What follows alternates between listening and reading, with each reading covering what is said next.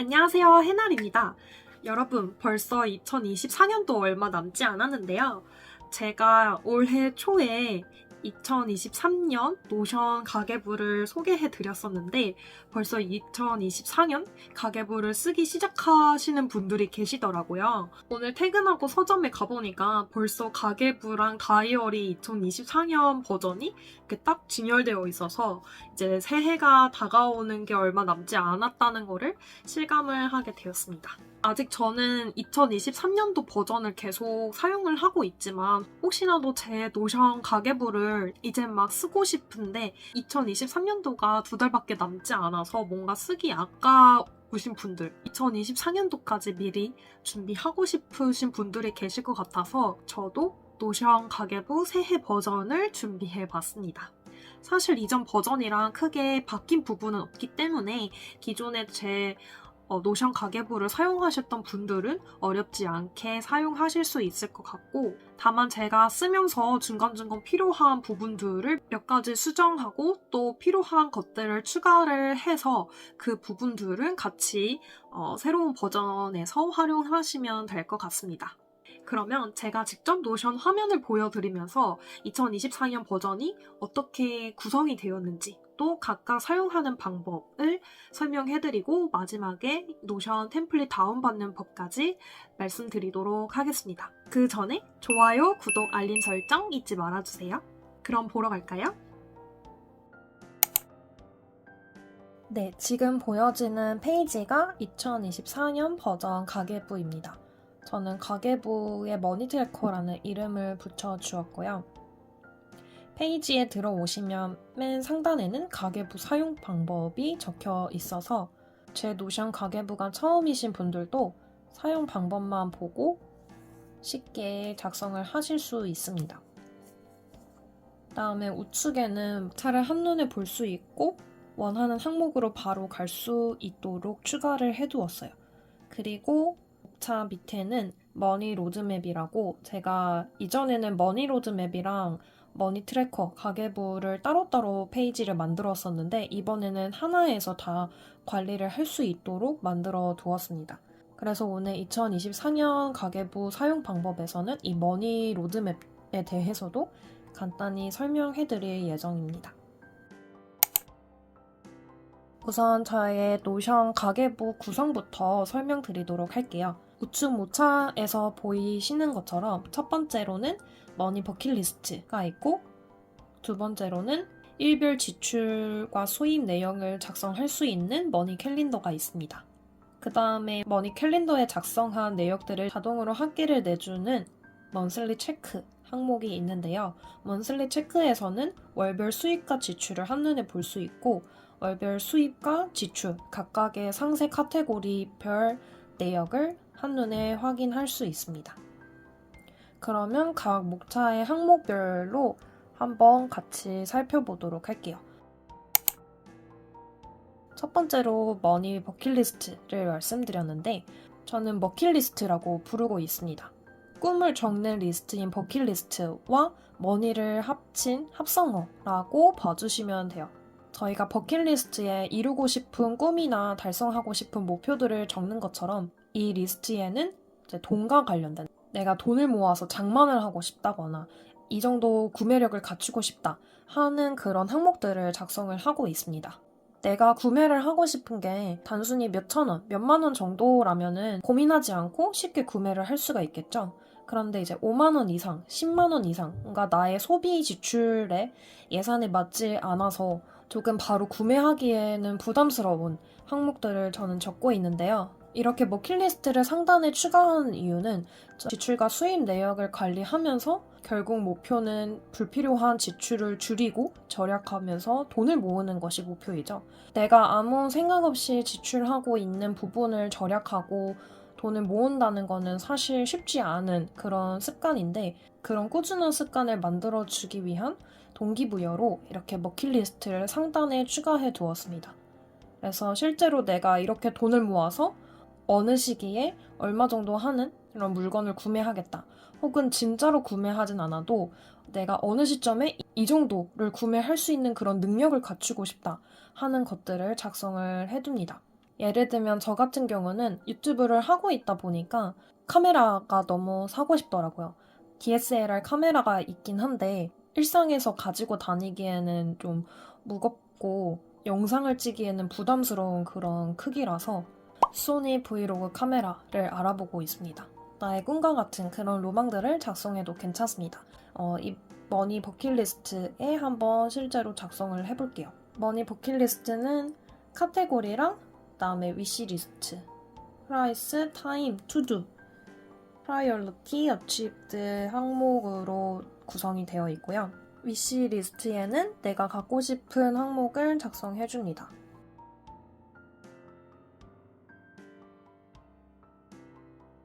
그리고 카테고리에는 이 항목에 대한 구분을 선택해주면 되는데 저는 카메라가 사실 핸드폰으로도 충분히 좋은 사진들, 영상들을 찍을 수 있지만 보다 더 그런 삶의 퀄리티가 향상이 된다고 생각이 들어서 이 카테고리를 선택해 주겠습니다.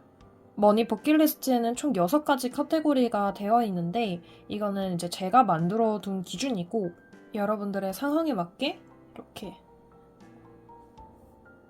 눌러서 삭제를 하시거나 아니면은 수정을 해서 이용하시면 됩니다.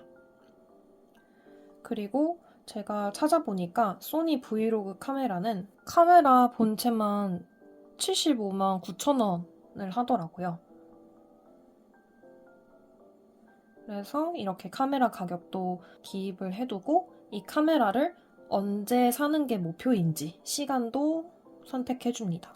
저는 우선 시기를 이렇게 연도별로만 넣어놨는데 내 상황에 따라 시간을 더 세분화하셔도 괜찮습니다. 저는 우선 2024년 목표로 하고요.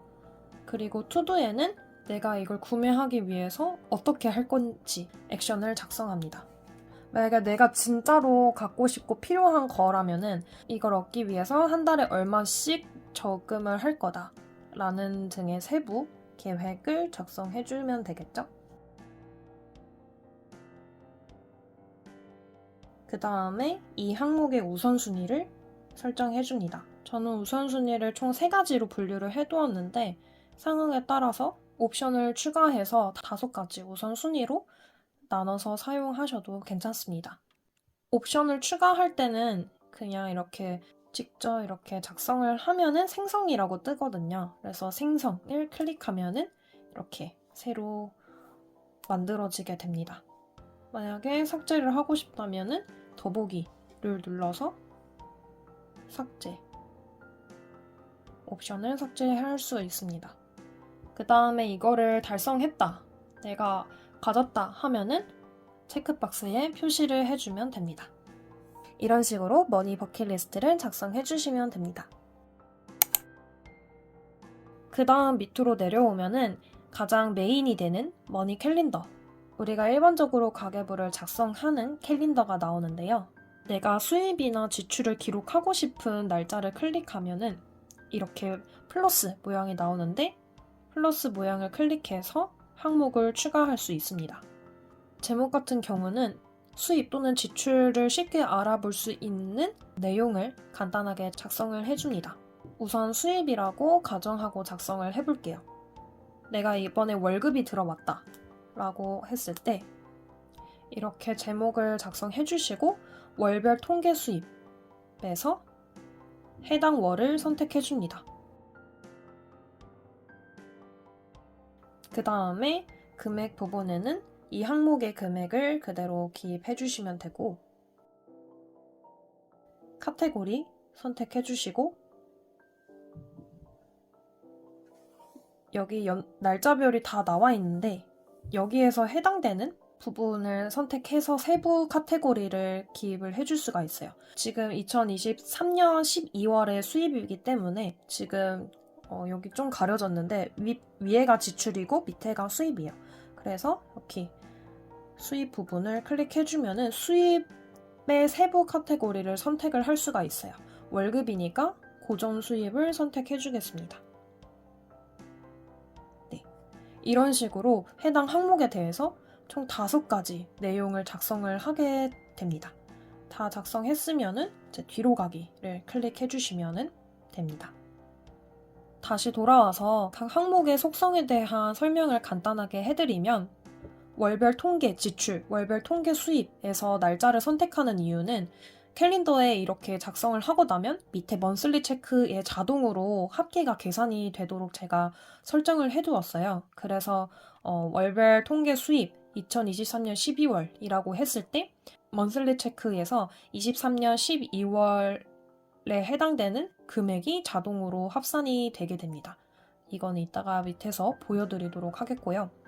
그리고 이제 월별로 세부 카테고리를 선택을 하는 부분도 월별 수입 상세 내역과 월별 지출 상세 내역이 이렇게 카테고리별로 금액이 자동 합산될 수 있게 관계형 속성을 이용해서 제가 설정을 해두었습니다. 그래서 그런 원리를 통해 만들어졌기 때문에 여러분들은 이 5가지만 잘 입력하시면은 먼슬리 체크에서 자동으로 계산이 되어서 한눈에 쉽게 보실 수가 있으세요.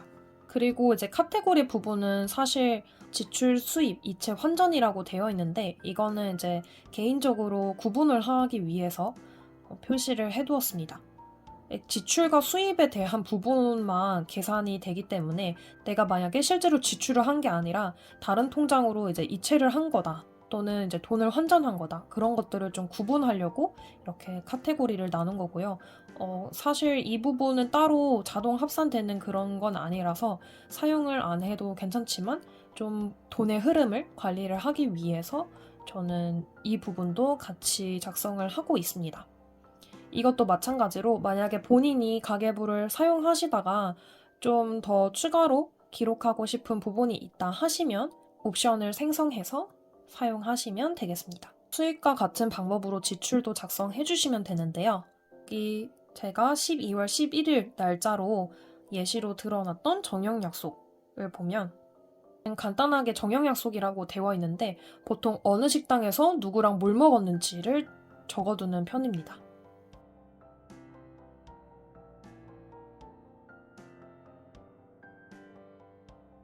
그리고 식사를 한 거니까 지출 내역이죠. 월별 통계 지출에서 해당되는 월을 선택해 주시고 그 다음에 금액 기입해 주시고 카테고리에서는 지출 2023년 12월의 지출 내역이니까 해당 월에서 상세 카테고리로 식비를 선택해 줬습니다. 아까 수입의 상세 카테고리는 이렇게 고정 수입, 부가 수입, 기타 이렇게 3가지 상세 카테고리로 만들어 두었는데 지출 같은 경우는 식비, 계좌이체, 의료비, 고정지출, 교통비, 교육, 생필품, 기타, 쇼핑, 문화생활 자주 사용하는 항목들로 제가 만들어 두었어요.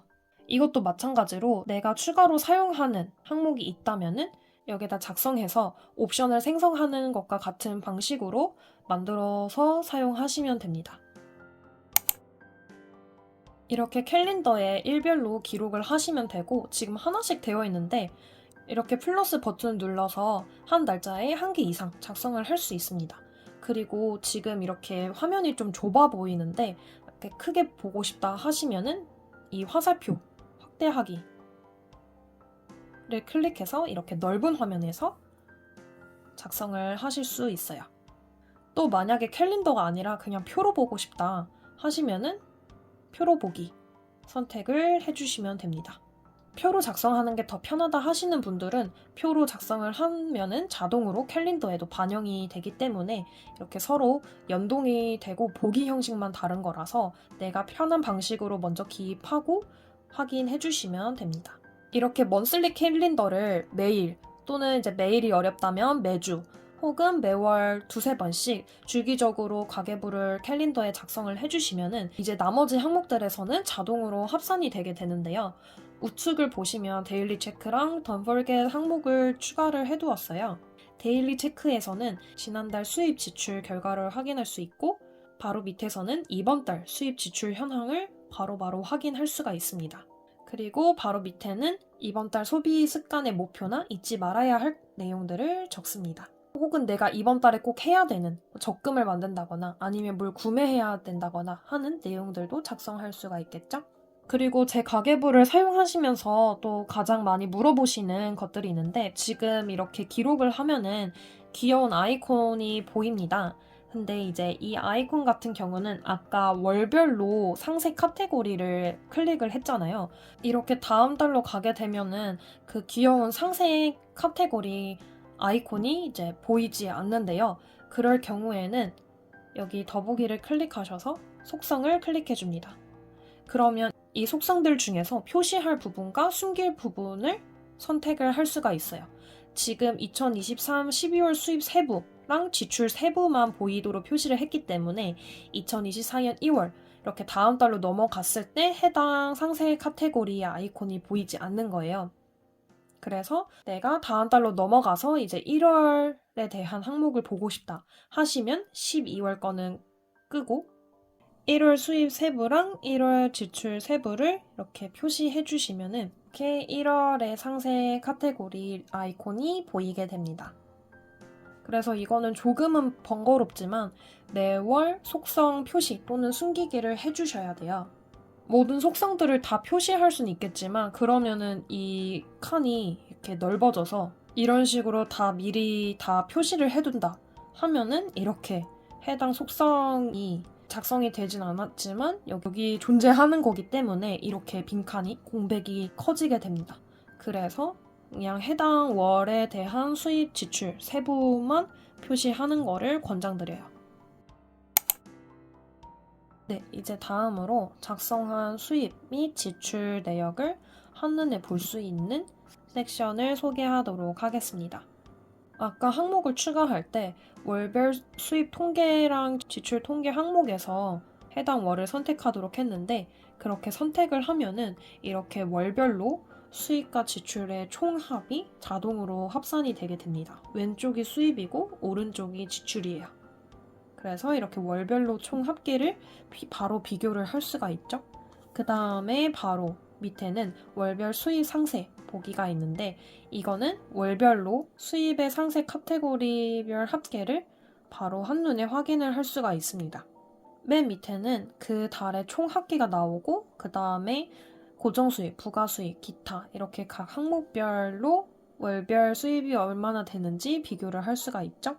마찬가지로 월별 지출 상세도 이렇게 월별로 지출의 세부 카테고리마다 얼마나 소비를 했는지 비교를 할 수가 있고 맨 밑에 해당 월의 총 합계, 지출 합계가 자동으로 합산이 됩니다. 여기서는 클릭을 하면 이렇게 해당 값 중에서 모두색이, 값색이 이렇게 다양한 것들이 있어요. 근데 제가 합계로 이렇게 설정을 해 두었기 때문에 자동으로 합산이 되고 있습니다. 네, 이렇게 노션 가계부 사용 방법에 대해서는 전반적으로 말씀을 드렸는데요. 초반에 말씀드렸다시피 이렇게 사용 방법 보기에도 작성이 되어 있기 때문에 혹시라도 헷갈리신 부분은 확인해서 이용해 주시면 됩니다. 그 다음에 이어서 머니 로드맵에 대해서도 간단히 설명드리도록 할게요. 머니 로드맵 같은 경우는 저희가 가계부를 쓰는 목표가 결국은 불필요한 지출을 줄이고 돈을 모아서 나의 자산을 계속 불려가는 그런 목적이 있을 텐데 나의 자산의 큰 그림을 그려주는 그런 페이지라고 보시면 될 것 같습니다. 제가 몇 년 전에 부자 언니 유수진님의 강연이랑 책을 읽은 적이 있어요. 사실 그때부터 좀 경제관념을 갖추고 나의 이런 수입과 지출을 잘 관리해야겠다라는 생각을 하게 되었는데 그때 책에서 유수진 님이 설명해준 머니 로드맵을 노션화했다고 보시면 될 것 같아요. 상단에는 이렇게 설명이 나와 있고 제가 사용 방법을 영상으로 만들었는데 아직 촬영을 안 한 부분이 있어서 아마 이번 영상을 보시면 좀 쉽게 이해하실 수 있을 것 같아요. 우측에는 동일하게 바로가기 목차가 나와 있어서 클릭하시면 원하는 해당 섹션으로 바로 이동할 수 있습니다. 간단하게 구성을 말씀드리면 머니 로드맵을 그리기에 앞서서 먼저 나의 현재 자산이 얼마나 되는지 파악을 하고 그 다음에 수입을 확인하고 지출 내역을 확인하고 수입과 지출을 통해서 최종적으로 내가 월 얼마나 저축을 할 수 있는지 금액을 파악하고 그렇게 월 저축을 했을 때 시기에 따라 나의 돈이 얼마나 언제쯤 얼만큼 모을 수 있는지 머니 로드맵을 그릴 수가 있습니다. 첫 번째 스텝, 현재 나의 자산 파악하기. 내가 가입한 금융 상품별로 잔액이 얼마나 있고 수익률이 얼마나 되고 만기일이 언제인지 등을 기록할 수 있는 항목이에요. 작성 가이드도 간단하게 나와 있으니까 참고하시면 될 것 같습니다. 그리고 이제 두 번째, 세 번째에는 나의 수입과 지출을 확인할 수 있는 부분인데요. 이거는 앞서서 설명드렸던 수입, 지출 세부 항목 카테고리가 바로 이제 연결되어 있기 때문에 앞에 캘린더를 작성하시면은 여기는 바로 자동으로 이렇게 반영이 됩니다. 마찬가지로 작성 가이드를 확인해 보시면 되는데 나의 수입과 지출 같은 경우는 내가 평소에 어느 세부 항목에 얼마만큼의 돈을 지출하는지를 파악을 하기 위함이기 때문에 최근 3개월간의 내역에서 평균 값을 확인해 주시면 될 것 같아요. 이런 식으로 수입과 지출 내역을 확인했다면 이제 지출 내역에서 당장 쓰지 않아도 되는 비용과 충동적인 소비로 지출된 비용을 찾아봅니다. 이 비용들이 바로 내 통장에서 매달 새어나가는 돈인데요. 새어나가는 돈에서 진짜 내가 양보할 수 있는 것과 양보하기 어려운 것을 구분을 해보고 양보할 수 있는 것은 결국 절약을 할 수 있는 부분이라는 의미겠죠? 이렇게까지 확인을 해봤을 때 매월 내가 저축 가능한 금액을 파악할 수가 있습니다.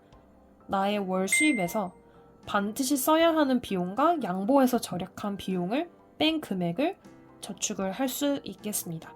여기까지 다 파악이 되면은 이제 나만의 노션 머니 로드맵을 작성할 수 있는데요.